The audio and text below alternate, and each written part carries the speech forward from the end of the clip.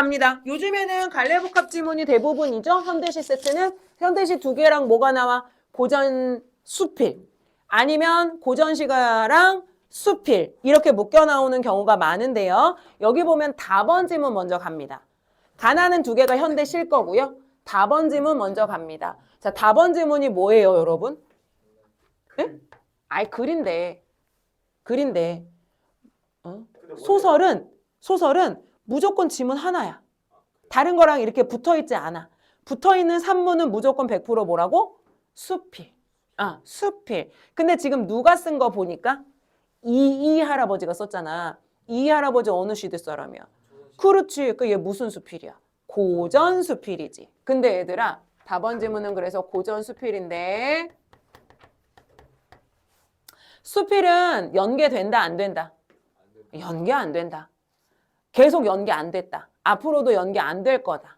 만약에 니네가 모의고사 봤을 때 연계가 되면 좀 고민을 해보겠지만 연계 안 된다. 그래서 학교에서도 수능 특강이나 수능 완성에서 수필 안 하고요. 선생님도 안 합니다. 시험에 나오면 하겠지만 너네 내신에 나오면 하겠지만 그렇지 않으면 특강하고 완성해서 수필은 따로 정리하지는 않아요. 그러면 선생님 저는 수능 보는 날 생으로 모르는 수필을 읽어야겠네요? 네. 100%. 응? 연계 안 된다는 게 뭔 말이냐고. 연계 안 된다는 게 무슨 말이냐면 연계 교재가 있지 우리가. 국어는. 물론 왜 수학이나 영어도 연계되니? 네. 그래요? 국어는 뭐가 연계돼서? 지문이 연계돼서 다른 과목에 비해서 훨씬 중요하죠. 처음에 나오는 책이 수능 특강입니다. 처음에 나오는 책이 수능 특강이에요. 아마 다음 달에 나올 거예요. 이게 너네 중간고사, 기말고사 시험범위예요. 수능 특강은 모든 영역에서 다 나옵니다. 문학, 독서, 화작, 언매 다 나와요. 다 나와요. 경인 같은 경우에는 화작 선택한 친구들은 화작 시간에 수능 특강 화작하고요. 독서 시간에 수능 특강 문학합니다. 고척은 선택 과목 하나 했잖아. 이번 학기에. 너네 이번 학기 화작이었냐? 언매였냐? 그 시간에 수능 특강 문학합니다. 9일도 선택 과목 상관없이 수능 특강 문학합니다. 문학해요. 그래서 요게 중간고사 시험범위, 기말고사 시험범위, 1학기 시험범위입니다. 요거 끝나고 나면 7월에 나오는 모의고사 형식의 책이 하나 있어. 그게 뭐냐면 수능 완성이야. 수능 완성은 모의고사 형식의 문제가 5회분 정도 들어있어요. 화작이나 언매 따로 구매해야겠지. 그래서 화작편, 언매편 이렇게 따로 있고요. 요거 두 가지를 우리가 연계교재다. 국어에서는 그렇게 얘기해. 연계교재다. 그래서 수능 특강과 수능 완성을 기본으로 고3 때는 공부를 해야 되는데 고전 수필은 얘들아 여기서도 안 나와. 안 나와. 그럼 나 어떻게 해야 되냐? 어떻게 해야 되냐? 그냥 읽을 수밖에 없습니다. 그러면 너네가 뭐부터 접근하게 되냐면 얘들아 가나부터 사실은 접근하게 되거든? 왜냐면 가나가 그래도 쉬워 보이니까. 특히나 여기 나번 지문 있지? 나번 지문은 수능 완성에서 연계됐어요. 나번에 고재종의 감나무 그늘 아래라는 시는 수능 완성에 있던 작품이에요. 그게 그대로 갖고 왔고요. 가번은 연계되지 않은 작품입니다. 그래서 가번, 나번, 다번 이렇게 세 개가 있는데 선생님이 다번을 먼저 보는 이유는 니네가 고전수필을 좀 날려 읽는 경향이 있어서 선생님하고 같이 읽어보려고 고전수필을 먼저 읽을 건데 여기 보면 어디를 먼저 가야겠어 얘들아?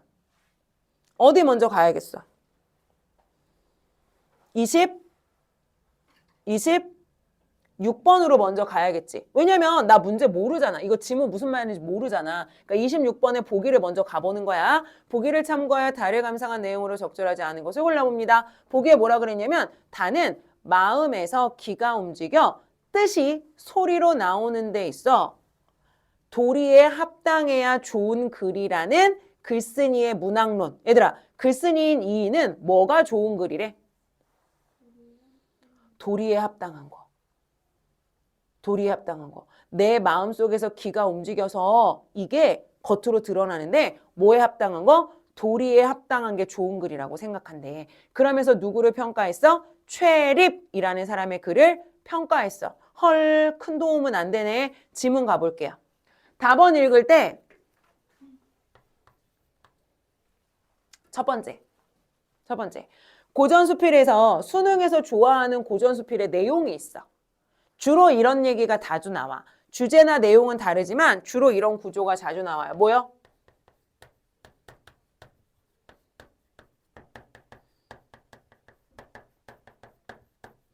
대립되는 소재나 내용이 있는 글. 대립되는, 성환아 이제 멍 때리려고 하네. 대립되는 소재나 내용이 있는 글을 수능에서는 좋아합니다. 대립되는 소재나 내용이 있는 글을 수능에서는 좋아해요. 그럼 얘들아, 이거 어떻게 해야 된다고 니네?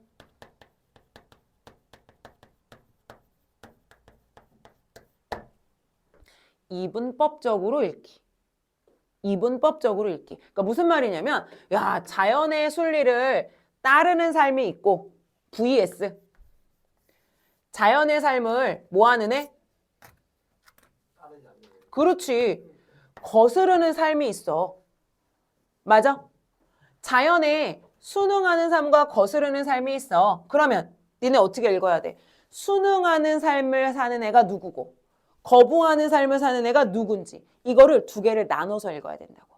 그럼 이 삶을 사는 사람은 동그라미에 포함되냐 세모에 포함되냐 이걸 어떻게? 나누어서 보셔야 돼요. 나눠서 보셔야 돼요. 얘네들이 잘 구분이 되어야 뭐 할 수 있어요? 지문의 내용을 이해할 수 있습니다. 알겠지?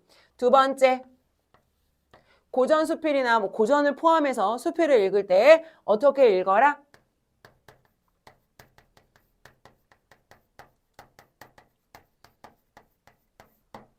독서처럼 읽기. 이게 무슨 말이냐면 얘들아, 고전 수필에 더 많이 나오는데 뭔가를 설명하는 글이 되게 많아. 고전 수필에서는.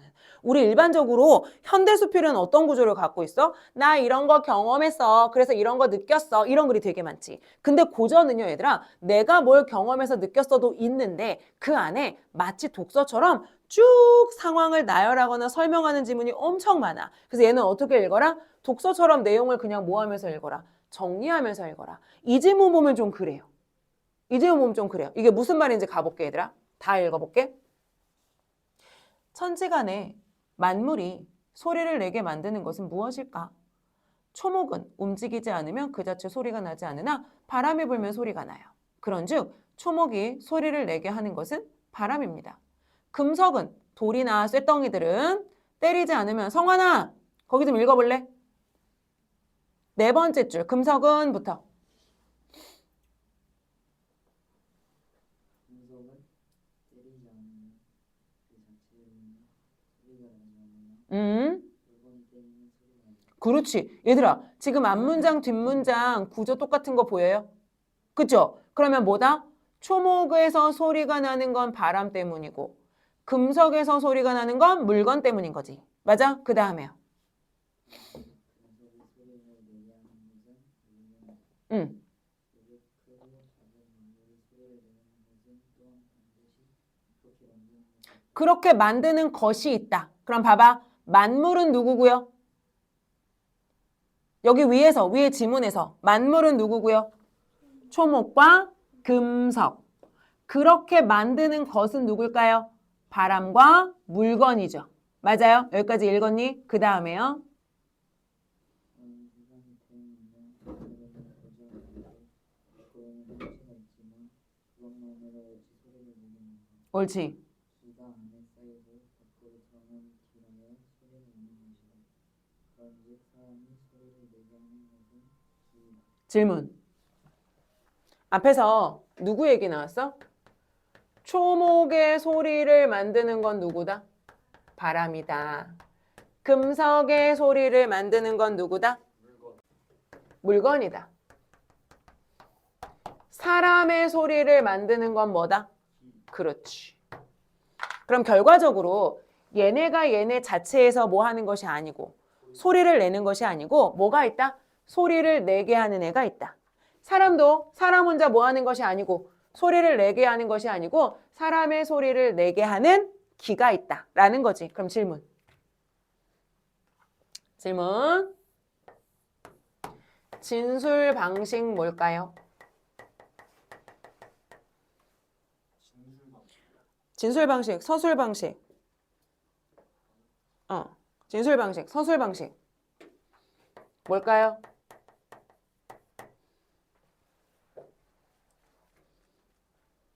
이거 개념이야. 이게 선지에 나올 수 있어. 여기는 나오진 않았지만. 뭘까요?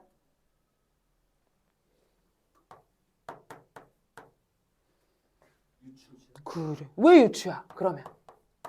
이게 관련이 없는 두 가지. 원래 초목과 사람, 돌덩이, 쇠덩이랑 사람은 큰 관련성이 없는 애. 맞아? 그런데 초목과 금석이 소리를 내는 것이, 내게 하는 것이 있는 것처럼 사람에게도 뭐가 있다? 소리를 내게 하는 것이 존재한다.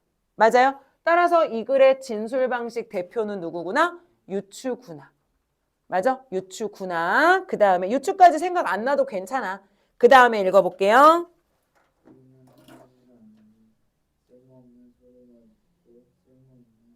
선생님이 여기까지 읽고 나서 뭐라고 생각했냐면 1번이구나 라고 생각했어.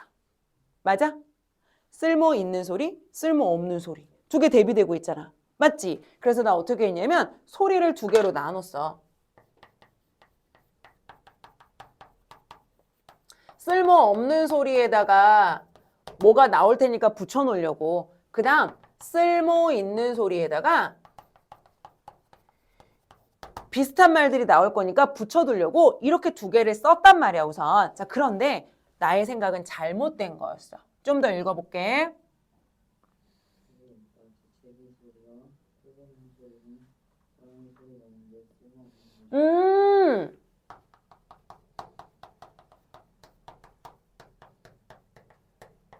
왜요? 보기와 관련시켜봐. 왜요? 얘는 뭔가 돌이랑은 관련이 없잖아. 그치? 그 다음에요?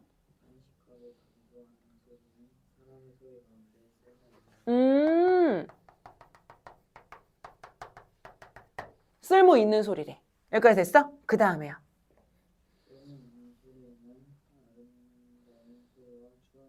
엄마?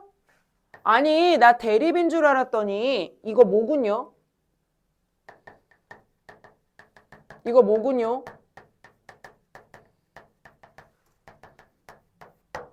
이렇게 가지치기 하는 거 우리 뭐라고 부르지? 구분. 가지치기 하는 거 뭐라 그러지? 구분. 일정한 기준을 가지고 두 개로 나누는 거. 일정한 기준을 가지고 대상을 나누는 걸 뭐라고 부르냐면 구분한다 라고 말하지. 그럼 지금 계속 가지치기가 되고 있어. 그래서 두 번째. 독서처럼 읽기가 무슨 말이냐면 계속 가지치기로 대상을 나눠놓고 있단 말이야 얘들아. 그럼 우리 독서에서 이런 질문 나오면 어떻게 읽어야 돼? 써야 돼 옆에다. 이렇게 써야 나중에 문제 풀 때 쉬워져. 왜 쉬운지 보여줄게. 그 다음에요.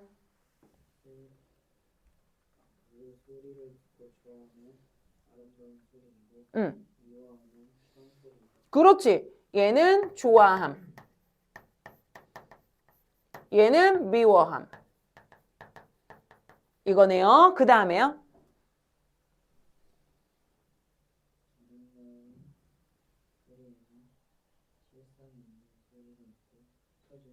그렇지. 아름다운 소리를 다시 몇 개로 나눴어? 두 개로 나눴어. 무슨 소리와? 흩어지는 소리와. 그 다음 누구? 실상 있는 소리.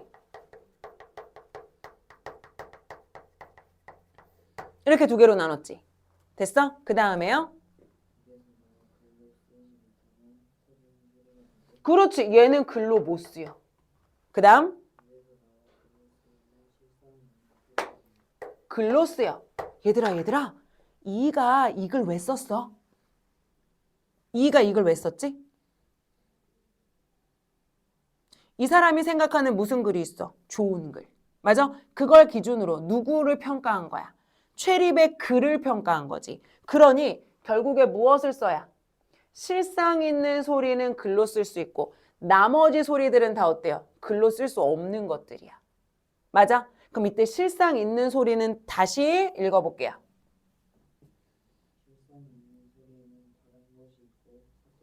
그렇지. 그럼 얘를 다시 두 개. 뭐로? 삿된 것이 있고요. 바른 것이 있어요.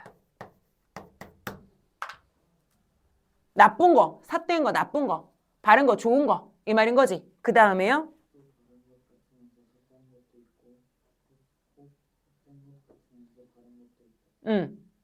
사람의 소리 있어 남에게 듣기 좋고 남에게 듣기 좋아 그를 쓰고 쓰였으면서 발음에 합당하다면 그것을 일컬어 좋은 소리라 한다. 그럼 결국 얘가 무슨 소리? 그럼 얘들아, 좋은 소리는 어때야 되는 거야? 쓸모 있는 소리 중에, 아름다운 소리 중에, 실상 있는 소리 중에 어떤 것만, 바른 것만 무슨 소리? 좋은 소리가 되는 거지. 그럼 나머지 거 있으면 그건 좋은 소리 아니야. 아닌 거지. 맞아요? 좋은 소리 아닌 거예요. 그 다음에요. 좋은 소리를 내는 것은 참으로 어려운 그럼 이것 중에 이것 중에 이것 중에 이것 중에 이거여야 되니까 어렵구나 라고 말하는 거지. 그 다음에요. 소리는 좋은 소리를 내는 사람에 가깝다. 그러면 최립의 글은 어떤 글? 도리에 합당한 글. 맞아? 그럼 이거 얘들아 좋은 소리는 당연히 뭐예요? 도리에 합당한 글. 이거 바른 거 좋은 소리지. 맞냐? 그래서요. 그의 문장이 비록 완성된 것은 아니지만 그 뜻은 발음을 향한다. 그래 바른 거. 바른 거. 그래서 좋은 거. 그 다음에 그러는 학업을 게을리하지 않는다면 다르게 되는데 무슨 어려움이 있겠는가? 응. 내가 죄인이 소리를 내는 방법은 그 덩치가 크면 그 소리 또한 크고 응. 그 덩치가 작으면 그 소리 또한 작다고 한다. 응. 죄립은 소리가 크니 그 덩치가 큰 것을 알만하다. 응. 사람의 덩치는 마음이니 마음이야 얘들아. 몸이 아니고 마음이야. 마음이 큰 거야. 그래서요. 그의 마음이 가히 크다고 하겠다. 응. 내가 또 들으니 크게 부딪히면 큰 소리가 나며 작게 부딪히면 작은 소리가 난다고 한다. 큰 바람이 초를 움직이면 천지를 뒤흔들듯하나 작은 바람을 불면 한번 살랑거림에 불과할 뿐이다. 금속을 치는 것도 또한 이와 같다. 응. 사람의 소리는 귀가 크면 그 소리가 크게 나고 귀가 작으면 그 소리가 작게 나니 최립의 귀는 가히 크다고 하겠다. 그렇지. 마음에서 움직이는 게 기니까 얘들아. 그치? 최립은 뭐가 큰 사람? 마음이 큰 사람, 기가 큰 사람. 그래서 최립의 글은 어떤 글? 도리에 합당한 좋은 글. 맞아요? 그럼 26번 가보자. 26번 가보자. 26번 몇 번? 만물이 소리나는 이치에서 시작하여 사람이 소리내는 이치를 밝히며 소리를 화두로 삼아 문장에 대해 말하고 있군. 맞을까요? 틀릴까요? 맞는 말. 소리를 화두로 하여 결국에 뭐야? 좋은 글이 뭐냐를 이야기하고 있다. 1번 맞죠? 2번 소리가 지닌 상반된 특성들이 까지는 괜찮아 안 괜찮아? 괜찮지. 근데 중요한 거 서로 균형을 이루어야 밑줄. 서로 균형을 이루어야 밑줄. 얘들아 그럼 쓸모없는 소리와 쓸모 있는 소리가 균형을 이루어야 좋은 거야? 아닌 거야. 한쪽만 옳은 거야. 한쪽은 잘못된 거고. 맞지? 그럼 2번 선지 맞는 말, 틀린 말? 틀린 말. 여기는 나머지 읽어보시면 됩니다. 그리고 어디로 가야 될까요? 22번으로 갑니다. 우리 뭐만 읽었어요? 옳지. 답원만 읽었어요. 1번 판단 못한다. 2번 판단 못한다. 3번 판단하자. 다는 글쓴이와 타인의 생각을 비교하며 세태 비판. 얘들아, 여기서 다른 사람 생각 있어 없어? 없어. 비판 있어 없어? 없어. 그러면 3번 X. 어디 가자? 4번 가자. 가와 다는 모두 동그라미 연쇄적 표현을 통해 주체의 태도 변화 과정을 보여주고 있다. 얘들아, 여기서는 연쇄적 표현을 통해라는 말이 있고 태도 변화라는 말이 있는데 연쇄적 표현이라는 말을 모르더라도 태도 변화가 있을까요? 내 생각과 나의 태도가 바뀌어? 없어. 그러니까 3번, 4번은 X지. 근데 연쇄적 표현이라는 건 알고 있어야 되는 개념어지. 연쇄적 표현이 뭐라고?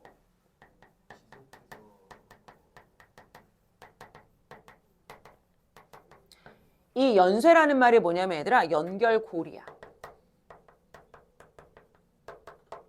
우리 고리들이 연결될 때 어떤 모양으로 연결돼? 이렇게 연결되지. 얘와 얘가 연결된 이 부분. 이런 부분이 있어야 고리라고 말하는 거잖아. 연쇄라는 말은 이런 연결고리를 이르는 말이야. 즉, 연쇄적 표현이 있으려면 뭐만 확인하면 돼? 연쇄적 표현이 있으면 뭐만 확인하면 되더라? 다른 거 아무것도 필요 없지. 고리만 있으면 돼. 고리만 있으면 돼. 고리만 있으면 돼. 고리만 있으면 돼. 그럼 이 고리에 있는 말들은 무슨 말? 겹치는 말이지. 대표적인 애 누구라 그랬어?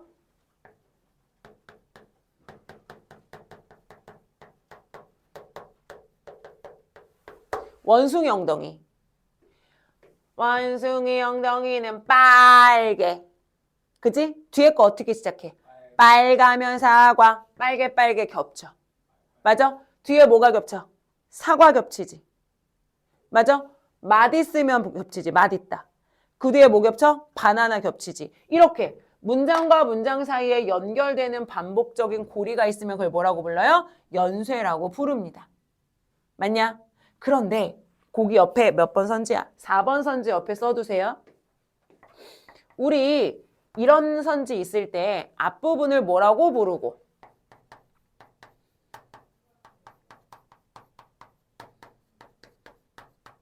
앞부분에 표현상 특징이 있고요. 뒷부분에 뭐 있어요?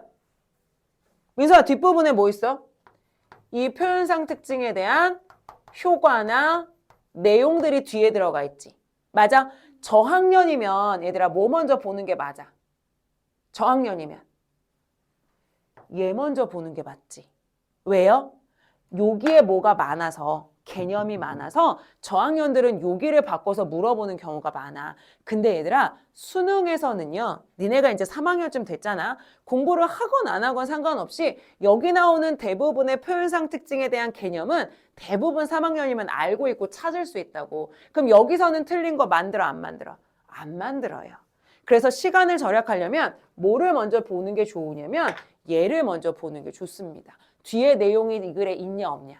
그래서 우리가 아까도 뭐 봤어요? 연쇄 안 찾았고요. 뭐 봤어요? 화자의 태도 변화 봤잖아요. 근데 지문에 화자의 태도 변화 있어요? 없어요? 나번 지문에 없으니까 4번도 땡인 거지. 맞아요? 5번 가보자. 가정적 표현을 통해 대상의 속성을 드러내고 있습니다. 얘들아, 가정적 표현이라는 게 뭐야? 뭐뭐 라면, 뭐뭐 하면. 이게 가정적 표현 아니야? 맞아? 그럼 다번에 가정적 표현 있어요? 없어요?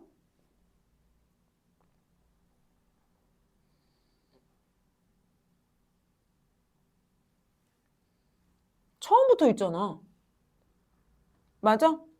초목이 움직이지 않으면 그 자체로 소리가 나지 않으나 바람이 불면 소리가 난다. 맞아? 뒤에 대상의 속성을 드러내고 있다. 여기서 대상 뭔데? 소리 혹은 말 혹은 글 이런 게 되겠지. 그럼 5번은 답원 기준으로 맞는 말 틀린 말. 맞는 말이지. 그럼 5번은 답이 될 확률이 있는 애겠지. 맞니? 자, 24번 갈 수 있죠. 24번 갈 수 있지. 누구 있으니까. 디귿, 리을 두 개 있으니까. 디귿, 리을과 관련된 선지만 찾아보면 되겠지. 맞아요? 그럼 1번은 우리가 아직 알 수가 없고요.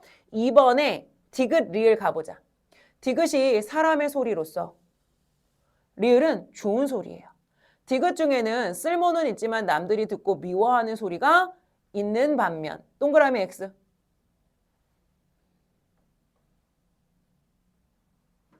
남에게 듣기 좋고 남에게 듣기 좋은 글로 쓰이고 그것이 발음에 합당하면 좋은 거야. 그렇지 않으면 얘들아. 그렇지 않으면 남에게 뭐도 있어요? 듣기 싫은 소리 또 있는 거지. 그러면 이번 선지의 첫 번째 디귿과 관련되는 내용은 맞을까요? 틀릴까요? 맞는 거지. 두 번째 가봐. 끝났어. 이제 거의 다 끝났어. 얘들아 힘내. 리을은 아니지만 남들이 듣고 좋아하는 소리도 있다. 좋은 소리는 아니지만 남들이 듣고 좋아하는 소리도 있다. 좋은 소리는 아니지만 남들이 듣고 좋아하는 소리도 있다. 판단해봐, 니네가. 아닙니다. 틀렸어요. 그러면 2번. 소리를 듣고 좋아하면 좋은 소리. 잠시만요. 다시.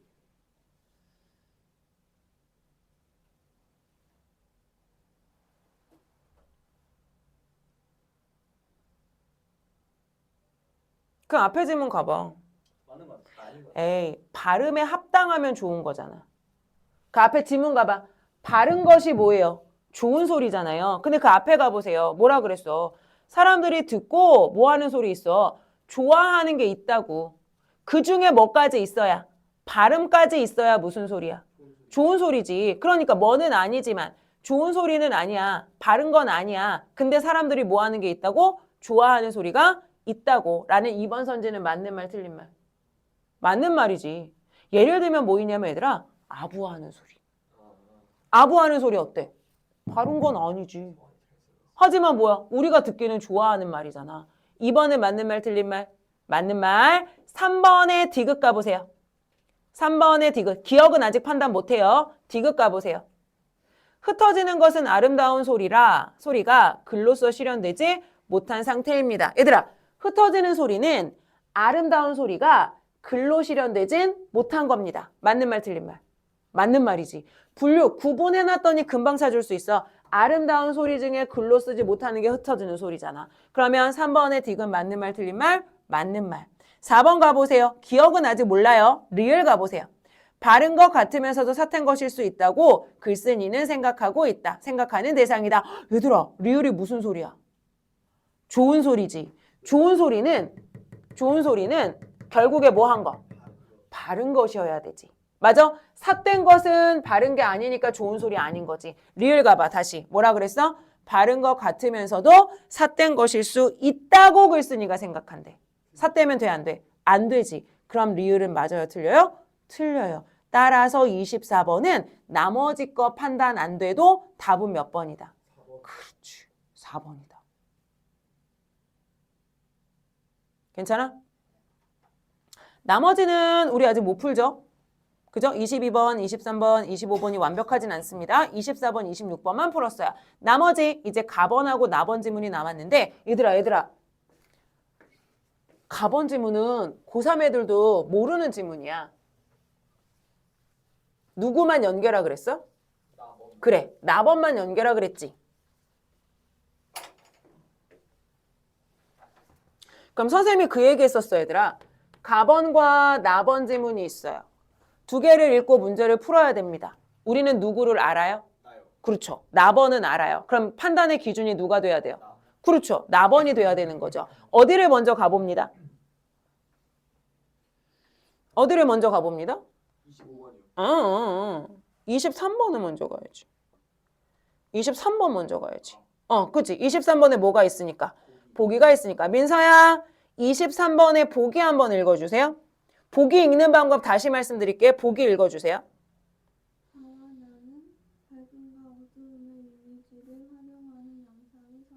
그럼 얘들아, 여기서 파악할 수 있는 건 가번도 뭐가 있고요. 밝음과 어둠의 이미지. 나번에서도 밝음과 어둠의 이미지. 얘네들이 다 있단 얘기야. 이미지 대비가 있단 얘기야. 자, 그런데 가는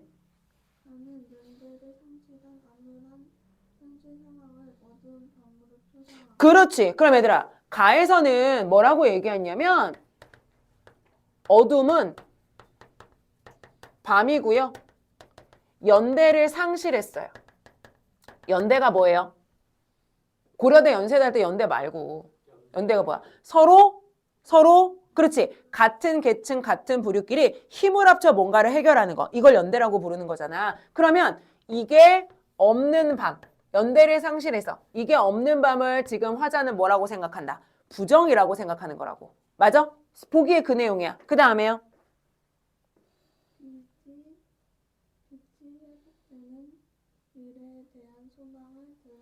그렇지. 그럼 가자 얘들아. 빛이 회복되는 미래. 다시 말하면 뭐가 회복됐단 말일까? 그렇지. 연대가 회복됐단 말이겠지. 빛이 있고 미래고 연대니까 이거 뭐겠어? 밝음의 이미지고 긍정이 되겠지. 맞아? 긍부정이 뭐 되고 있군요? 대비되고 있군요. 아주 명확한 시예요. 가번이 비연계이긴 했지만 아주 명확한 시입니다. 그럼 얘들아, 이 글의 화자는 무엇을 지향하는? 연대. 그렇지. 연대 회복을 지향하는. 그러면 이게 없는 어둠은 다 뭐겠고요? 부정적인 내용이겠고요. 따라서 너네가 가번 지문은 어떻게 읽어야 돼? 이거 마찬가지로 어떻게 읽어야 돼? 이분법적. 그렇지. 두 개 나눠서 읽으면 되겠지. 여기까지 됐어요? 자, 그 다음 읽어볼게요. 아, 잠깐만. 그 밑에 소금을 뿌리며 그리운 이를 찾아다니는 행동으로 형상화된다. 이러한 소망은 어떤 소망? 연대를 회복하려는 소망은 화자가 어떻게 하는 행위를 통해서 드러낸다고? 소금을 뿌리는 행위를 통해서 형상화된다. 즉, 이 글에서 화자가 소금을 뿌리는 건 그럼 좋은 거야, 나쁜 거야? 좋은 거. 뭐 하는 거니까? 긍정으로 가기 위한, 밝음으로 가기 위한 행동이니까 소금 뿌리는 건 좋은 거야, 나쁜 거야? 좋은 거야. 아유, 저 새끼 소금이나 뿌려야지 이 말이 아니라고. 여기서 소금 뿌리는 건 긍정의 행위라고 볼 수가 있어요. 자, 그 다음 나번 지문 가봅니다. 나번 보기 읽어볼게요. 나는 자연 속에서 공존하고 있는 영감의 이미지를 바탕으로 성숙에 대한 성찰을 드러낸다. 아, 그럼 얘들아, 나번 지문의 시작을 읽으니까 나번 지문의 화자는 밝음과 어두움이 완벽하게 긍부정으로 대비된다는 말일까? 그건 아닌 것 같지? 맞아? 그런 얘기가 없지. 그 다음에 조금 더 읽어볼게요. 그 다음 뭐라 그랬어요? 이러한 성찰은 자연물과 내면을 동일시하며 시간의 흐름에 따른 변화의 양상을 그려내는 방식으로 나타난다. 그렇지. 그럼 나번 설명에서요. 중요한 말은 뭐냐면 얘들아, 화자의 내면과 뭐가 동일시된대? 자연물이 뭐 된다고요? 동일시 된다고요. 살짝 가서 제목 한번 가봐. 살짝 가서 제목 컨닝해봐. 나번이야, 나번. 제목 컨닝해봐. 제목이 뭐야? 감나무 그늘 아래. 그럼 거기 자연물 누구야? 감나무. 그러지. 감나무고요. 여기서는 감나무에 있는 감이에요. 내면은 누가 갖고 있겠어요? 화자가 갖고 있겠죠. 근데 얘네가 뭐 한대요? 시간의 흐름에 따라 뭐 한대요? 변화의 양상을 보인대요. 얘네 둘 다 뭐 할 거예요? 변화할 거예요. 변화할 거예요. 근데 이게 뭘 보여준다고요? 위로 올라가 봐. 뭐 보여준다고요? 위에 줄로 올라가 봐. 밑에서 세 번째 줄. 성숙에 대한 성찰. 이게 뭘 보여준다고요? 성숙을 보여준단 말이에요. 다시 나번 지문을 우리가 읽을 때 말이야. 나번 지문을 이 지문에서 어떻게 읽으라고 말한 거냐면 야, 감나무에 있는 감하고 화자는 지금 어떤 애야? 같은 애야. 누가 바뀔 건데? 감나무가 시간이 지나면서 감나무의 감이 뭐 할 거야? 바뀔 거야. 근데 그건 화자가 가지고 있는 내면의 무엇을 표현하는 말인 거야? 성숙을 표현하는 말인 거야. 이 소리입니다. 그러면 질문. 여기도 전개 방식은 뭐예요? 진술 방식은? 감나무랑 화자가 어떤 존재라고 말하고 있는 거야? 비슷한 존재라고 말하는 거지. 질문. 감나무랑 화자가 비슷하네요? 아니지. 근데 결국에 비슷하다고 말하지. 우리 아까 있었던 누구야? 그렇죠. 유추의 방식. 너네가 문제 내는 사람이라면 얘들아 누구랑 누구를 가지고 와서 나와 다를 가지고 와서 맞는 선주로 뭐 할 수 있어요? 나와 다는 둘 다 무슨 방식? 유추의 방식으로 글을 전개하고 있다라는 서술상 특징 나오면 맞는 말이 되는 거겠지. 맞아요? 나번시가 쉬우니까 나번시까지만 할게요. 질문. 감 나옵니까? 감나무에 감 나옵니까? 아니요. 처음엔 감나무만 나오는데요. 자, 감나무 잎새를 흔드는 게 어찌 바람뿐이겠어. 얘들아, 바람만 감을 흔든다고 감나무를? 아니지. 누구도 흔들어요, 동그라미. 누구도 밖에서 어떤 자극을 줘요? 햇살 동그라미. 누구도 자극을 줘요? 딱따구리. 그렇지. 누구도 자극을 줘요? 청설모. 맞아요. 감나무를 외부에서 자극을 주는 게 바람만이 아니야. 햇살도 있고요. 딱따구리도 있고요. 청설모도 있어요. 여기까지 괜찮아? 됐어. 그 다음에 사랑이 끝나기로서야. 갑자기 사랑 왜 나왔어? 얘들아 질문. 감나무 얘기하고 그 다음 누구 얘기한다는 거야? 지금 사랑 얘기하는 거 보니까.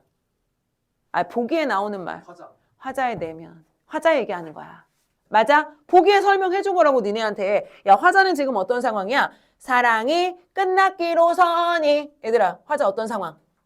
그럼 이별의 상황이야. 그때 밑에 줄 그리움마저 사라지겠니? 그럼 무슨 뜻? 그리움은 있지. 이별했지만 나 뭐는 있지. 그리움은 있지. 그 그리움 날로 자라면 주먹송이처럼 커갈 땡감들. 얘들아. 그리움이 날로 자라면 주먹송이처럼 커갈 땡감들. 즉 다시 말하면 지금 감은 무슨 감이야? 땡감이지. 너네 땡감이라는 말 들어봤어? 약간 덜 익은 감. 맞아. 덜 익은 감이야. 약간 초록색이고 떫은 감을 땡감이라 그래 얘들아. 그럼 질문. 얘가 시간이 지나면 바뀌니? 바뀌죠. 바뀌지. 뭐로 바뀌어요? 이 잘 익은 감. 잘 익은 감, 주황색 감. 거기서 더 익으면 어떻게 돼? 홍시. 홍시. 연시 홍시. 이런 거 되지. 그럼 잘 생각해봐. 지금 나는 어떤 상태야? 화자는. 약간 화자는 어떤 상태야? 사랑하는 사람과 이별해서 마음의 그리움을 가지고 있는 어떤 상태야? 땡감의 상태지. 맞아? 그러면 화자도 뭐 하면? 시간이 지나면 변화해야 돼, 안 해야 돼? 해야 되지. 화자의 변화를 우리가 보기에서 뭐라고 말했다고? 성숙이라고 말했다고. 감이 익어가는 것은 화자의 무엇을 의미한다? 이렇게 바라라는 거야. 보기에 뭐야? 보기에 나번의 설명은 이 시를 어떻게 봐라? 이렇게 봐라야. 이 기조로 봐라. 다른 거 보지 말고 요렇게만 봐라야. 요렇게만 봐라야. 맞아? 어이. 그러면 1번 가면 안 되지.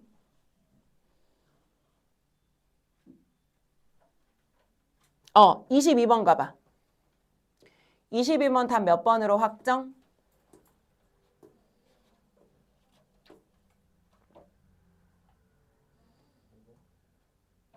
몇 번? 5번. 밑에서 몇 번째 줄? 세 번째 줄. 형형 등불을 밝힌 것이라면 세상은 어찌 화나지 않으랴. 하늘은 어찌 부시지 않으랴. 형형 등불을 밝힐 것은 누구야? 누가 등불을 밝히고 있어? 감들이. 어떻게 돼서? 주황색으로 익어서 그 익은 색깔이 뭐 같은 거야? 형형 등불을 밝히고 있는 것처럼 보인 거야. 그게 나의 무엇을 의미한다고? 성숙을 의미한다고. 22번 답은 몇 번이요? 5번이 되겠습니다. 나머지 문제는 다음 시간에 꼭 해야 되는 것만 골라서 하고요. 다음 시간 숙제가 있습니다. 우리 화작 몇 개 하기로 했어요? 3개 하기로 했어요. 어디 해오시면 되냐면 26년 6모, 9모, 그 다음에 25년 6모 이렇게 3개 하시면 되고요. 그 다음에 26년 6모까지 풀어 오셔야 돼요. 그러니까 26년 6모는 여기도 하고 여기도 하니까 한 세트가 다 풀리는 거고, 그지? 한 세트 풀리는 거고, 그 다음에 9모랑 25년 6모는 화작만 하시면 되고요. 됐죠? 답지는 제가 지난주처럼 이번 주에도 단톡에 올려놓도록 합니다. 질문. 얘들아, 천천히 해야 된다 그랬어. 지문 시간 재고 막 빨리 할 필요 없다 그랬어요. 시간 재지 말고 돼.